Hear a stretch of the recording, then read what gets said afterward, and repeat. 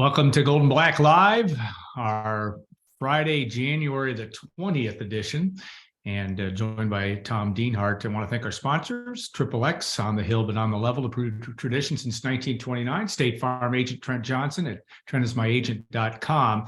We also will have guests in segments 2, Mike Babinski, Purdue's athletic director, and then also Mike DeCourcy will be talking about last night's game against Minnesota. So we'll look forward to that. But Tom, we'll get started with you. It's obviously been a busy time, even though it's the off season. Doesn't seem like there's ever any off season anymore. But Ryan Walters has been busy trying to not only get his staff, which is pretty much assembled now at this point, but transfer portal's closed, but still a little bit of recruiting left before National Signing Day on Wednesday, February 1st. So I guess maybe just kind of your overall assessment where they are with stuff and how you think how the progress that's been made so far in a little over a month for Coach Ryan Walters.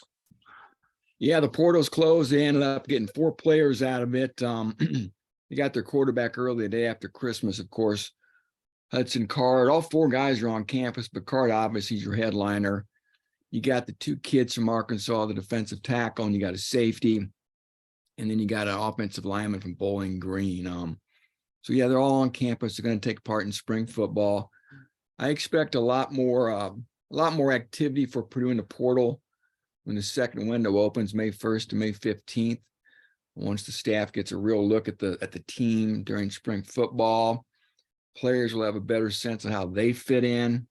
And again, I think you'll see the roster get massaged even to a greater extent, I believe, in the spring. So still have very much a story that's unfolding as far as what this team's going to look like. And yeah, there's the one more signing day for high school kids, right?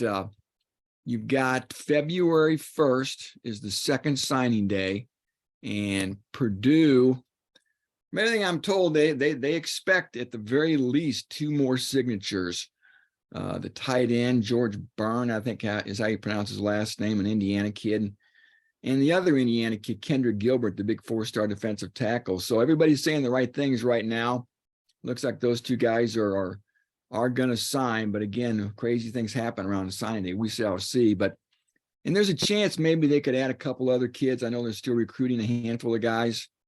There's a big offensive tackle in Orlando, Florida. They visited. They're supposed to be visiting this weekend. They went out to see a junior college offensive tackle in Kansas. Although he told me he's not going to sign. If he did pick Purdue, he would not sign until mid-February, maybe early March.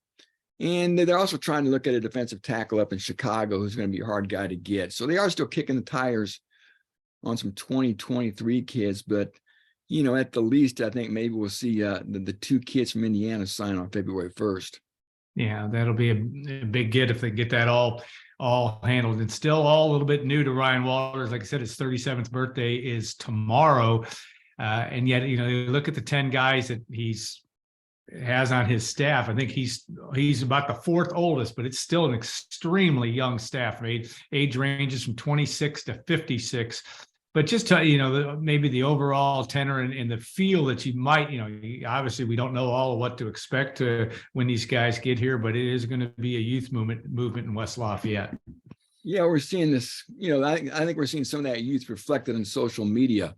Yeah. Anybody who follows these guys on social media, Twitter, obviously in particular, sees they're very active, which is a big change from the previous staff. There were only a handful of guys who seemed like they were on Twitter much, and the head coach, Jeff Brom, certainly wasn't. Yeah. He did have an account, but really didn't use it. And again, this is a lot different, right? You got a younger staff, beginning with Ryan Walters, and he certainly is on Twitter. We see his tweets. He grew up with this stuff, and I think most of these guys did. There's only 4 coaches over 40 years old. I know, it's crazy. I figured out the average age of the 10 assistants is 38.2 years old. So yeah, there's something to be said for being youthful, right? You're going to be awfully enthusiastic. You're going to be able to maybe connect to the players more, relate to the players more. But there is that, I guess, the factor of experience too, right? So again, it's just a big 180 in a lot of ways between this staff and the last staff, and it's going to be a lot of fun to watch the energy of this group work, and in particular, I think to see what kind of players that they can pull in recruiting, because again, that's where you think they can make real connections with their youth is that ability to maybe hit the recruiting trail and up the talent level even more in West Lafayette.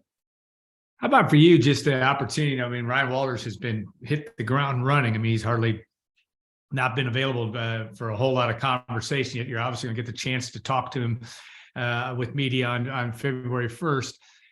He varies in his opening press conference, very pointed, very on message, I think. But what do you think he's going to develop into as a coach? What do you think that personality is really going to be like as you continue to get in front of him every week during spring ball, but also the start of that fall practice once we get to the 2023 season?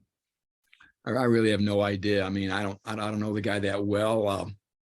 He's been very engaging and very personal and accessible for me. I've appreciated that. I've talked to him on the phone and talked to him in person down in Orlando. Yeah. And, he's excited.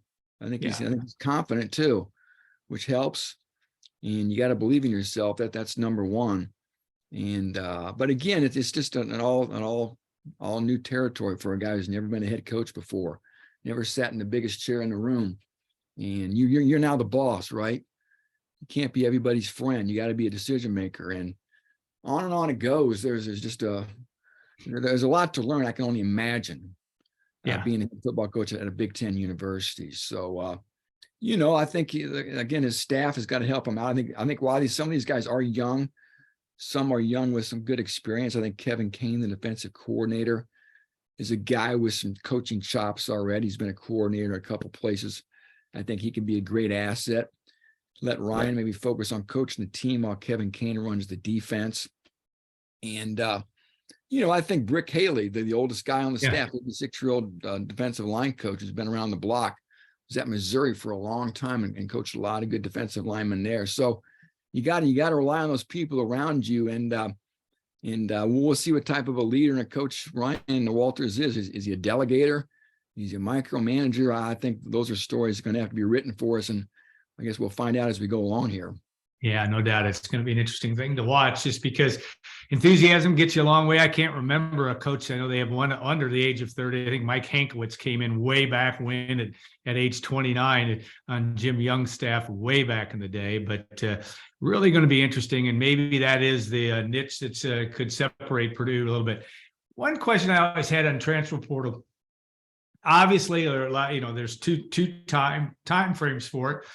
Do you always think that Purdue will be where it sits in the marketplace, will always be more looking at guys in that second wave? Or is that or any rhyme or reason? I mean, obviously Purdue has commitments, portal folks coming in now, but do you think it'll always be that case where it'll be after spring ball in that second window where Purdue will do most of its damage? It seemed that was that way under Jeff Brom as well. I don't know. I think it's going to vary from year to year. I think more players are probably available in that first window than in the second window. So I think it'd be even maybe a little bit more competitive in the spring if there's fewer players available, more schools still looking for players. So we'll just have to wait and see. I think your team changes from year to year, and that may change your shopping needs and when you want to do your shopping. But without a doubt, right, you're always going to have to be active in the portal in this day and age. And just going back to recruiting too, then this staff is sort of pushing Purdue into some areas that haven't been in a long time with some of the connections these assistant coaches have. We've seen them in Illinois, obviously down in Cincinnati, Atlanta, dipping back into Florida too, Wisconsin, Michigan, even out to California. We're seeing him dipping more into Texas, I think, now than Jeff Brom ever did. Obviously, Graham Harrell's got connections down there. Ryan Walters does. Matt Maddox, the offensive line coach, came from Texas, San Antonio. And even in Missouri a little bit, over to Kansas City with Kevin Kane, who grew up over there, Joe Deneen as well. Both those guys were Jayhawks. And I know Kevin grew up over there. And into St. Louis, back into St. Louis with Corey Patterson in particular, was a high school coach, a very good high school coach in St. Louis. And they really haven't been in St. Louis since the Joe Tiller era. They tried. I think Brom tried with Chris Barkley, never got any traction. But I think they want to try to come back into St. Louis and maybe farm some of the talent there. So again, Brick Haley can probably help him too, the old Missouri defensive line coach. And also we have a former Boilermaker on the staff. The last hire Lamar Kennard, a former walk-on defensive back, got to Purdue in 1996 and earned a scholarship, part of those really fun early Joe Tiller teams. Lamar is back in West Lafayette, came from Miami of Ohio. So I know he's really excited to be back at his alma mater. Yeah, Lamar has had a chance to do an interview with him making Arnie's birthday Zoom not too long ago, and when he was at Miami. But he's going to bring some energy, but also brings a guy that really had to dig deep, to get an opportunity to play, and he did. I mean, he played a great deal, especially on that '97 team, as I recall, the team that was the big turnaround season for Purdue, winning 9 games, and where he comes from, and he's one of the elder statesmen actually of this group to some extent. I mean, that's what's also second oldest guy, 45 years old. Even the strength coach, Kiro Small from Michigan's a young guy too. So yeah, the youth just permeates the entire coaching staff. And boy, maybe somebody will do the research this year. It'd be a big project, but boy, I'd be hard pressed to think there's any staff, not just in the Big Ten, but in America, that's going to be any younger than this staff. Yeah, if you said that average age of 38.2, that's we'll have to put our best man on trying to figure that one out. Yeah, places like Dallas, Joe Tiller had a lot of success down in Texas as well. What do you make of that, though? And you know a lot more about this than I do, but coaches tend to go to places where they're from. I mean, is that, and there's talent everywhere you turn, but is that what you see? Is you kind of pointed that out, that it's a lot of these guys are going to home base to begin their process of not only getting high school talent, but maybe even portal talent down the road. Yeah. You got to know where you go where you and have connections, right? Go where you know people. And again, that's typically obviously where you're from, and there's that comfort zone, and those relationships are already established, right? So there's a level of trust between the assistant coach and the high school coach. So that's the beginning to start in any type of recruiting relationship with a player. So yeah, I think you're right. Joe Tiller, my goodness, going into Texas was such a big part of making those Purdue teams great, right? I think Montreal Lowe was from down there. Obviously Drew Brees, Brandon Villarreal. On and on. I'm sure I sat here and thought for a while. I could think of a bunch of more Texas kids, but yeah, I talked about Graham Harrell. He's a Texas kid, and this tight ends coach too, Seth Dagey, was a quarterback at Texas Tech, like Graham Harrell too, a Texas kid. So, and I talked about Kevin Kane. I mentioned he is from Kansas City, but Kevin Kane was the defensive coordinator at SMU in Dallas. So. You're right. I think you go where you know people, and going into Texas is never a bad thing. There's a lot of great football players down there. Texas A&M, and Oklahoma can't get all of them. As we've seen, Purdue's been able to pull out some really good kids from the Lone Star State over the year. Yeah. All right. One question I wanted to ask is when you and I had a lot more hair, we used to go to Ross-Ade Stadium as young men and young boys in the city of West Lafayette. You ever thought you'd see a tunnel there? Now they got that part. We've seen some pictures already of that. It's going to come to fruition. I'm still amazed. We'll ask Mike Babinski in the next segment about just how that progress is being made. But I don't think I've asked you really what you make of that the tunnel idea, and maybe bringing a little bit more personality to Ross-Ade Stadium. It seems to me it might have the ability to do that. Yeah, exciting. I think it's going to be a great addition for the players, really. It's for the players. I know there's a safety element to this too, but it's going to be really cool. Anybody who's familiar with the tunnel walk at Nebraska, what they do at Wisconsin in their tunnel, I mean, the big parade, the walk up down the tunnel from the locker room to the stadium, it's really cool. Sometimes you have TV cameras follow them. You can see the walls and the build up, and then the blowing out that into that tunnel. I think it's going to be great. So. Again, like I said, safety was a major reason, or probably was the reason for doing this. But not only will it be a safer way for the players to get to and from the facility to the stadium, but again, like I said, it's going to be cool for them from an experience standpoint to have that tunnel too. And then I saw some pictures of the south end zone. It's all gone. Yeah. It looks crazy, and I'm really eager to see that start to take shape here over the next few months. And see what that looks like too. We've all seen the renderings, but boy, to really see things come to life and come to shape before your very eyes, it's always exciting. So yeah, it's it's always great when you're investing in your facilities, and should make for a better game day experience for all the fans too, right? And too, I remember the students are going to be moved down there. Right. I think the band's going to be down there. You know, it's supposed to look like a cow catcher at one point. So yeah, it's just going to be neat to see what it looks like come September. Yeah, I think it's just a good time to have it done. I mean, you have a new coaching staff come in. It's a whole new deal. Yes, the college sports landscape is all different as well, but yeah, there's bleachers sitting out there. I know Chris Collar from Don Collar's son, works at WLFI, was talking to me yesterday about hey, let's go get to see, can we get some bleachers?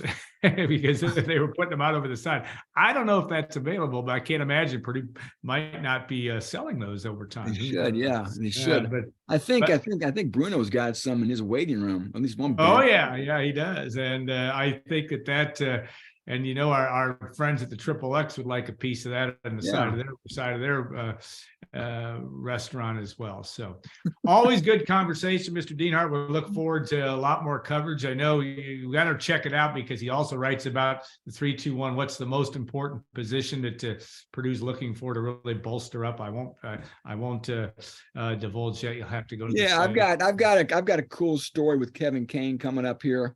Kind of want to get through the weekend with all the basketball going on, but he really kind of broke down what they want to do defensively for me. And I've got a couple of other things with Graham Harrell. I had the Graham Harrell story earlier this week, and then I got a couple other things I want to post from that conversation. And I got some analysis too now that the portal closed January 18th. A real closer look at the 3 late signees. I really broke down Hudson Card pretty extensively when he signed after he signed December 26th. So those are some things sort of in the hopper here and moving forward. And Alan, I mean, before we know it, it'll be spring break and they'll be getting out the pads for spring football here. Yeah. No date set though, right? They haven't really set a date. I think I feel pretty good. I've been kind of told that the week after spring break. After it's over, so maybe like March 18th. Yeah, and on April 22nd, spring game. And, you know, it could be in Indianapolis, Alan. I've been told now it could be Indianapolis, University of Indianapolis, maybe. That they're kicking the tires on several places, but I did hear UIndy. So yeah, maybe Carmel High School. So I know Lafayette Jeff was mentioned, but again, this thing could go on the road like we saw 20 some odd years ago. Yeah, field turf. I know at UIndy, field turf at Lafayette Jeff. I don't know about Carmel, maybe the same, but all good places and strategic to some extent for Purdue fans to have it in those.